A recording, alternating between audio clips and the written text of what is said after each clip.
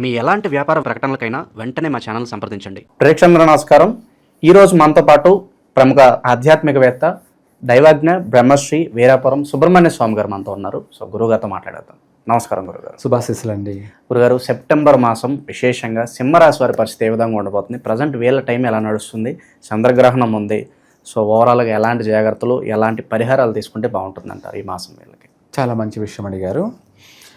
మీరు అన్నట్టుగా ఇప్పుడు ఈ భాద్రపద మాసం సెప్టెంబర్ నెల ఈ యొక్క సింహరాశి వారికి ఓవరాల్గా చెప్పాలంటే కొన్ని విషయాల్లో చాలా బాగలేదు.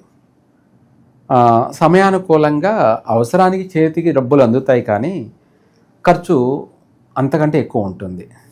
వచ్చేది 10 రూపాయలు అయితే ఖర్చు అయ్యేది 100 రూపాయలు. ఏమిటి 100 రూపాయలు అంటే 90 రూపాయలు అధికమైనటువంటి ఖర్చు అంటే, లేదా అప్పను అనొచ్చు, రుణం అనొచ్చు, ఏ విధంగానైనా. మొత్తం మీద ఈ యొక్క సింహరాశి వాళ్ళకి ఈ భాద్రపద మాసంలో సెప్టెంబర్ నెలలో ఆర్థికపరమైనటువంటి విషయాలలో ఒడిదుడుకులు ఉన్నాయి. వాటితో పాటు అప్పుల సమస్యలు కానీ ఆర్థిక ఇబ్బందులు కానీ ఉన్నప్పటికీ ఏదో ఒక రీత్యా సమయానుకూలంగా ధనమవుతే అందుతుంది, కానీ అనుకున్న పని కష్టం మీద నెరవేర్చగలిగినప్పటికీ కానీ రుణం చేయాల్సిన పరిస్థితి ఉంటుంది. రుణం అంటే అప్పు చేయాల్సిన పరిస్థితి కూడా ఉంటుంది. ఇదే కాకుండా వీళ్ళ తొందరపాటుతనం, గ్రహాల యొక్క ప్రభావం వల్ల ఊహించకుండానే అనుకోకుండానే వీళ్ళకి కోపం వచ్చేస్తూ తొందరపాటు నిర్ణయాలతోటి వీళ్ళు 10 మందితోనూ గొడవలకు దిగడము, అకారణంగా ఎక్కువగా ఇరిటేషన్ అయిపోయి గొడవల కంటే ఎంతవరకైనా దిగిపోవడము, గొడవలు పడడము, వీళ్ళు కాగల కార్యాన్ని వీళ్ళే కాకుండా నష్టపరుచుకోవడము. అంటే ఒక మాట చెప్పాలంటే, ఒక మాటే ఏ పనినైనా సాధించి పెడతాను, అదే మాటే అయ్యే పనిని కూడా చెడగొట్టేస్తుంది.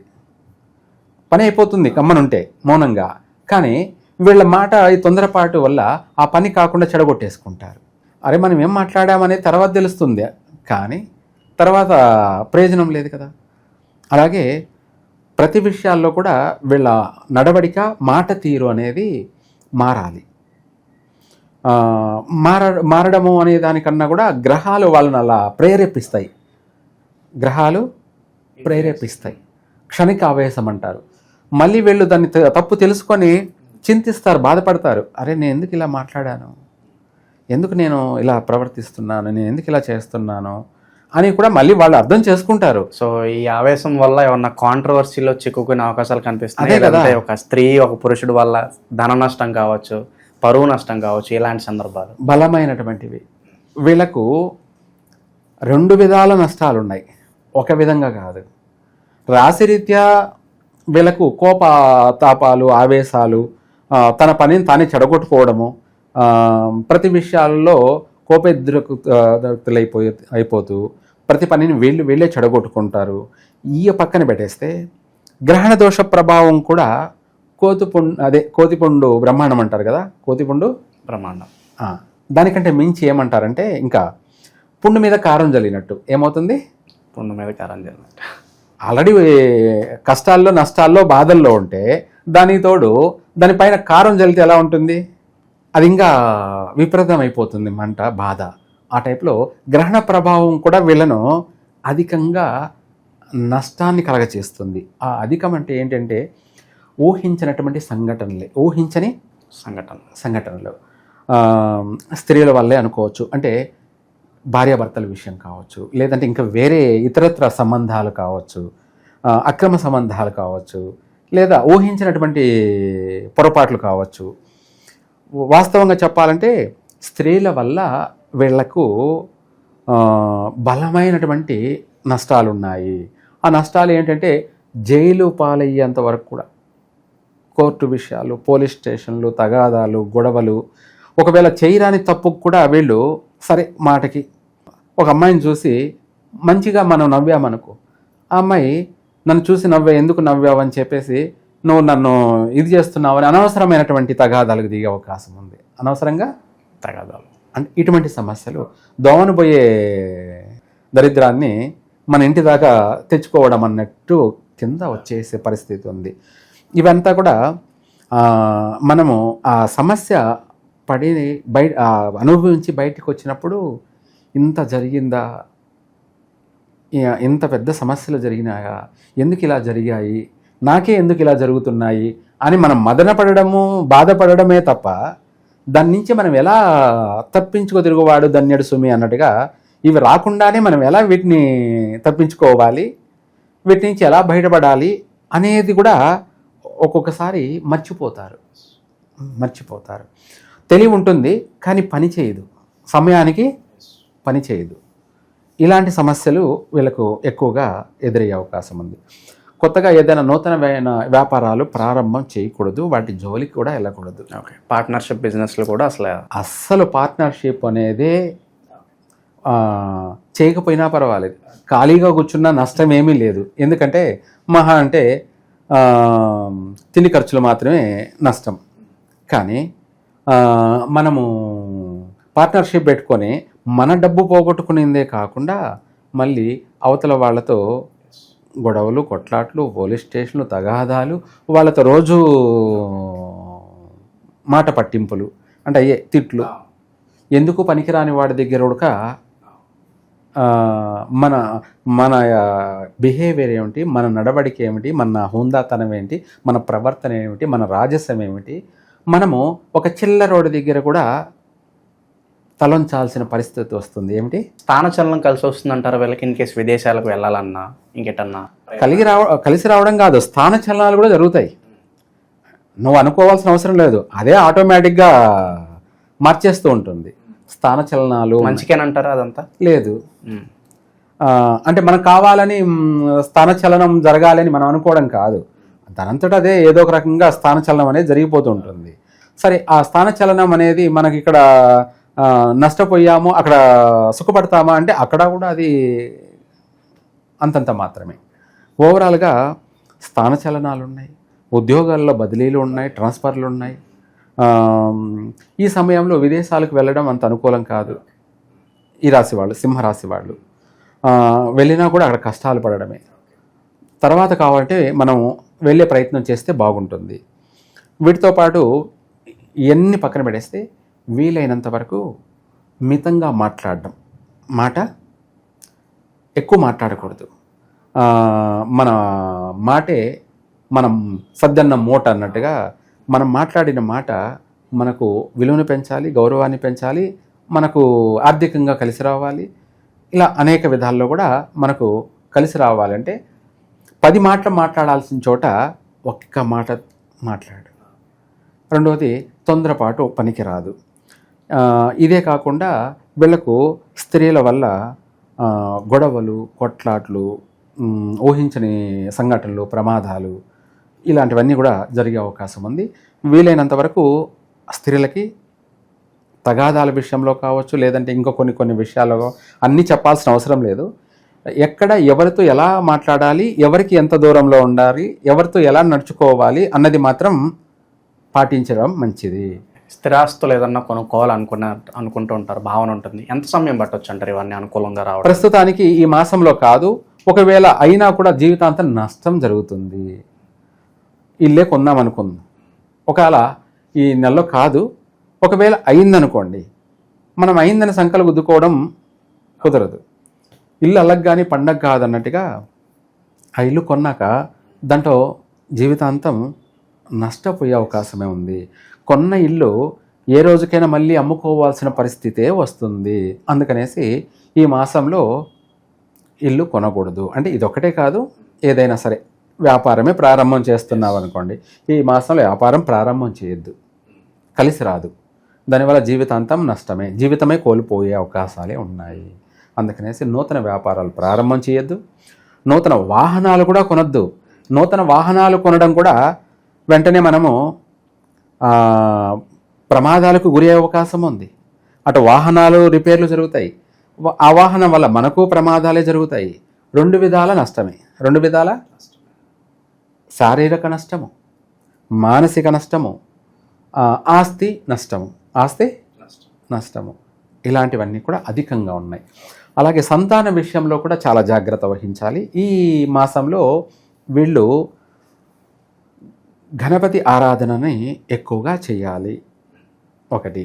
లేదంటే రెండోది ఆంజనేయ స్వామిని ఎక్కువగా వీళ్ళు ఆరాధించడం, పూజించడం, దర్శనం చేసుకోవడం. వీలైతే ప్రతిరోజు ప్రతినిత్యం కూడా, అది ఉదయం అయినా సరే లేదా సాయంత్రం అయినా సరే ఆయనను దర్శనం చేసుకోవడం. ఇదే కాకుండా గ్రహణం యొక్క ప్రభావం, ఈ యొక్క గ్రహణ ప్రభావం అనేది అధికంగా స్త్రీ వల్లనే నష్టం. ఇది కూడా అదే చూపిస్తుంది. ఆల్రెడీ రాశిరీత్యా అలాగే ఉంది. దానికి తోడు ఈ గ్రహణ ప్రభావం అనేది ఇందాక మనం అనుకున్నాం, పుండు మీద కారం చల్లినట్టుగా అన్నట్టుగా అది కూడా స్త్రీ యొక్క ప్రభావం వల్లనే చూపిస్తుంది. వాళ్ళ వల్ల అధికంగా నష్టపోయే అవకాశం ఉంది. భార్యాభర్తలే అనుకుందాం, స్త్రీల వల్ల అన్నారు, బయట వాళ్ళతో ఏ సమస్య వస్తుందో అనుకుంటే ఇంట్లోనే వచ్చే అవకాశము ఉంది. భార్యాభర్తల మధ్య మనస్పర్ధలు, గొడవలు జరిగి, కొట్లాట్లు జరిగి, ఎడబాట్లు జరిగే అవకాశం ఉంది. ఎక్కువ మాట్లాడితే విడిపోయే అవకాశాలు కూడా కనపడుతూ ఉన్నాయి. అందుకనేసి ఇంతగా చెప్తున్నారని భయపడాల్సిన అవసరం లేదు. ఆ గ్రహణానికి సంబంధించి వీలైతే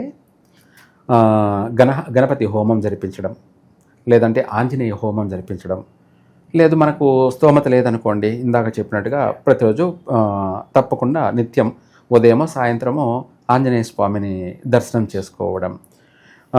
వీటితో పాటు ఇంకా కూడా చెప్పాలి అంటే కుక్కలకి స్వీట్లు తినిపించడం. కుక్కలకి అది వీధి కుక్కలకి, అందులో కూడా నల్ల కుక్కకి, కుక్కల్లో కూడా ఏదైనా కుక్కే కదా అంటే నల్ల కుక్కే, తెల్ల కుక్కే, నల్ల కుక్కలు ఉంటే వాటికి స్వీట్లు తినిపించడం ఏదైనా సరే, లేదా బిస్కెట్లు అంటారు కదా, స్వీట్ కూడిన బిస్కెట్లన తినిపించడం. ఇలాంటివి మంగళవారం రోజు, శనివారం రోజు, వీలైతే ఆదివారం కూడా చేయొచ్చు. వారంలో 3 రోజులు, లేదా రోజు చేయండి ఓపిక ఉంటే. అలా చేసినట్టు అయితే వీళ్లకు శత్రు వినాశనం, ఈ గ్రహణ దోషానికి సంబంధించి గ్రహణ పీడలు అనేది వైదొలిగిపోవాలి అంటే కుక్కలకి ప్రతిరోజు కూడా చేయొచ్చు. ప్రతిరోజు మనకు టైం కూడా కుదరలేదు అనుకుంటే ఒక ఆదివారం, మంగళవారం, శనివారం, వారంలో 3 రోజులు ఈ మాసంలో మాత్రం చేస్తే చాలు. ఎటువంటి శత్రువులైనా కూడా నశించిపోతారు. ఈ స్త్రీల వల్ల రాబోయే తగాదాలు, గొడవలు కావచ్చు, లేదంటే ఆస్తి నష్టాలు కావచ్చు, అది ఇంట్లో కుటుంబ సభ్యుల ద్వారా అయినా సరే, లేదా బయట వ్యక్తుల నుంచి వచ్చే సమస్యలైనా సరే, ఇవన్నీ కూడా మనం వాటన్నిటి నుంచి తప్పించుకొని బయటపడవచ్చు. ఓకే, ఇక చివరగా వాస్తుపరంగా, న్యూమరాలజీ పరంగా ఏదన్నా సూచనలు ఉన్నాయి రాశి వాళ్ళ కోసం? చాలా మంచి విషయం అడిగారు. వాస్తు శాస్త్రరీత్యా ఈ సింహరాశి వాళ్ళు తూర్పు దిశగా ప్రతిరోజు ప్రతినిత్యం ఇంట్లో నుంచి బయటికి వెళ్తున్నామంటే తూర్పు దిశగా వెళ్ళినట్టయితే వీళ్లకు ప్రతి పని కూడా శుభప్రదంగా సాగుతుంది. ఈరోజు ప్రాణం పోవాల్సింది కాస్త చిన్న ప్రమాదంతో బయటపడిపోతాం. ఆ వెళ్ళిన దిశ అనేది మనకు అదృష్టమైనటువంటిది కాబట్టి ప్రాణం పోవాల్సింది కాస్త చిన్న గాయంతో, అది జరగాల్సిందే ఉంది కానీ ప్రాణం పోదు, చిన్న గాయంతో బయటపడతాం. అలాగే ఇందాక అనుకున్నాం కదా, ఆర్థిక పరంగా లక్షల్లో కానీ కోట్లల్లో కానీ నష్టపోవాలి, చిన్న స్వల్పమైనటువంటి నష్టంతో బయటపడతాం. ప్రతి విషయంలో కూడా మనము 100% ఇది నిజం అన్నమాట. అదృష్ట దిశగా పయనించినట్టు అయితే ఎటువంటి పని అయినా సరే మనకు ఈజీగా నెరవేరుతుంది. అందుకు అదృష్ట దిశ అనేది ఇంపార్టెంట్. తర్వాత మీరు అన్నట్టుగా న్యూమరాలజీ అంటే ఇంగ్లీష్ సంఖ్యాశాస్త్ర ప్రకారంగా మనం వాహనం, ఇప్పుడు ఈ రోజున ఏ పనైనా చేయాలన్నా వాహనం లేనిదే ఏ పని చేయలేం. ప్రతి విషయంలో కూడా ఇది మన ఇంట్లో భార్యా పిల్లల కంటే కూడా ముఖ్యం అన్నమాట. ఏది? వాహనం. ఇది పక్కన పెట్టేస్తే ఫోను ఇంతకంటే ఇంకా ఎక్కువ. ఏమిటి? ఒకవేళ వాహనం లేకపోయినా కాస్త నడుచుకుంటా అయినా పోతామేమో, లేదంటే ఇంకొకటి ప్రైవేట్ ట్రావెల్స్ అయినా చేసుకుంటాం, కానీ ఫోన్ మాత్రం లేకపోతే అస్సలు క్షణం కూడా బ్రతకలేం. భార్య లేకపోయినా బతకచ్చేమో కానీ ఫోన్ లేకపోతే బతకలేని పరిస్థితి అన్నమాట ఈ రోజుల్లో. కాబట్టి అది ఫోన్ నెంబర్, ఇది ఇంపార్టెంట్. ప్రతి విషయంలో కూడా మనకు సంఖ్యాశాస్త్ర ప్రకారంగా అదృష్ట సంఖ్య అనేది మనకు అపోన్ సిమ్ము నెంబర్లు ఇవే ఉండాలి. సింహరాశి వాళ్ళకి కలిసి వచ్చేటువంటి ఏదైనా ఉంది అంటే అంకె అది 1, 3, 9 ఇవి బాగా కలిసి వస్తాయి వీళ్ళకు. అదే ఫోన్ నెంబర్లు 1, 3, 9 ఇవి అధికంగా ఉండి మనం టోటల్ చేసుకుంటే కూడుకుంటే 1 టోటల్ కానీ 3 టోటల్ కానీ 9 టోటల్ కానీ వీళ్ళకు బాగా కలిసి వస్తుంది చక్కగా. అదే వాహనానికైనా ఇంతే, ఇదే నెంబర్లే. మనం టోటల్ ఇవే ఉండాలి, సంఖ్య కూడా యాడ్ చేస్తే ఇవే ఉండాలి. అప్పుడే 2 విధాల 2 in 1 ఎటు చూసుకున్నా మనకు కరెక్ట్గా ఉంటుంది, పర్ఫెక్ట్గా ఉంటుంది. అప్పుడే మనకు ప్రతిదీ కూడా శాశ్వతమైనటువంటి అభివృద్ధి కలుగుతుంది. సో ఓవరాల్గా సెప్టెంబర్ మాసంలో సింహరాశి వారి పరిస్థితి ఏ విధంగా ఉంటుంది, వాస్తుపరంగా న్యూమరాలజీ పరంగా ఎలాంటి జాగ్రత్తలు తీసుకోవాలి, మీ మాటలో చాలా బాగా వివరించారు. ధన్యవాదాలు గురుగారు. సర్వే జన సుఖినో భవంతు.